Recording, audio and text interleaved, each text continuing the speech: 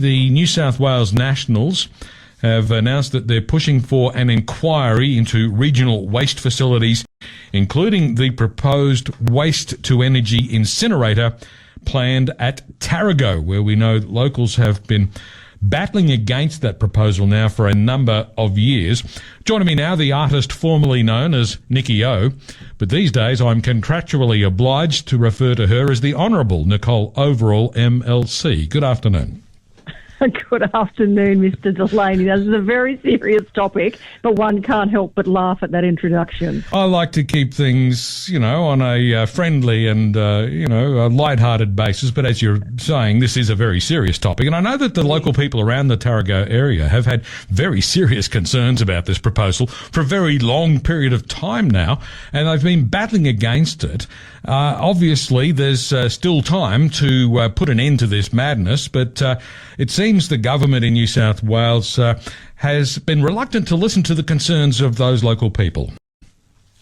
Yes, you're quite right that it has been an ongoing issue from when I was briefly the member for Monero, which is when I first started to meet with concerned residents around the Tarago area, and here we are almost 3 years later, and they feel that their voices aren't being heard, that they're not receiving the answers that they rightly deserve, and that they haven't had any traction. Lots of talk and lots of people turning up for photo opportunities, etc., but we as the New South Wales Nationals, my being involved in this and calling for this inquiry is really probably the first productive step forward where they can really be heard. Okay, so what's the likelihood of actually getting this inquiry up and running? Are you likely to get benugh support to make that happen? Well, that is the other interesting point, Leon, that in the upper house, obviously we would need the crossbenchers' support in that. The coalition, the Liberals and the Nationals are behind it. My understanding is that many of the crossbench members have expressed over the time similar concerns that we're raising now. That includes Shooters Farmers Fishers Party, the Greens. There is a community meeting in Parkes this coming weekend, and I know that members of the Greens from the upper house are attending that. So there is, from my understanding, broad concern around all of this because the communities have been reaching out so diligently for so long. And I would hope that we do receive the support that we need in order to get this inquiry up and happening, and in that way fully comprehensively address what their concerns, issues, questions are, and give them some fulsome answers. One of the fundamental underlying questions here that people have been asking all along is, why does such a facility have to be established in a otherwise pristine regional area with lovely fresh air and clean water and clean soil, farming communities and other amenities? Why can't this facility be constructed closer to the source of the waste, which is Sydney? And that is the $1 million question, or in terms of Tarago, the $600 million question, and Parkes' $1.5 billion question. And we all understand it's a bit of a cognitive dissonance for the communities, isn't it? That it's a matter of we acknowledge and accept that there is a growing waste problem and lack of adequate facilities to deal with that. But equally, it's understandable that regional residents feel that it's unfair and inequitable for us to bear the brunt of Sydney's ever-increasing waste problem. And we need to share the load as such. I understand that the Tarago Woodlawn bioreactor that they've had there for a number of years, that already takes 20% of Sydney's waste. So how much more are our regions supposed to deal with in a disproportionate way, where they're shipping it, down the roads on the train tracks for us to have, as you say, Leon, in our pristine regions? Now, of course, some of the concerns around the proposed waste-to-energy facility centre around just how safe the technology really would be. We're dealing with waste products that presumably, when incinerated, will produce smoke and ash and toxic byproducts. What sort of mechanisms would be in place to contain those byproducts, or will they be emitted into the environment? Will there be a massive smoke plume that on a day with the wind blowing in the right direction could very well be hanging over the city of Canberra?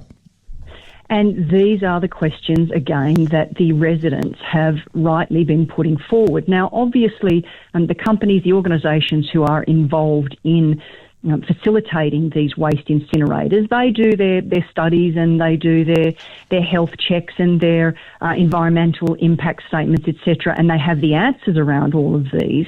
But the technology is changing rapidly, and I've read a number of reports now, including from chemical engineers and those who are experts in this field, and they're saying even if it is minimal risk, that doesn't mean zero risk.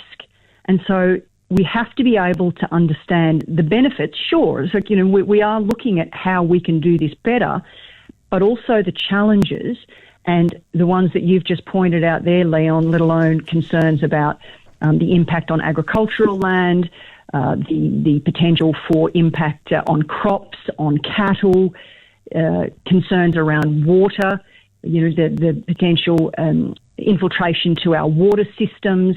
Will that have long-term ongoing impacts as well? And apparently, again, from the research that I've done, which is not anywhere near as in-depth of many of these residents and community groups that have evolved, but apparently around the world, other areas where these incinerators and similar things have occurred and have been built, they're now backing away from them. So these are all of the things that I want the inquiry to look at, so that if it truly is safe, well, they should be able to step up there at an inquiry and prove it to be so. And again, if it's safe enough for the regions, well, why isn't it safe enough for Western Sydney? Absolutely. So the inquiry hopefully will get off the ground. What sort of time frame are we looking at if it does get underway before it provides a report? Well, that will be up to the inquiry committee to decide, dependent on, again, who is going to be put forward for that. I hope to be involved. Again, I understand that my Nationals colleague will be putting me forward as the potential chair of the committee. I definitely want to be involved as actively as I can.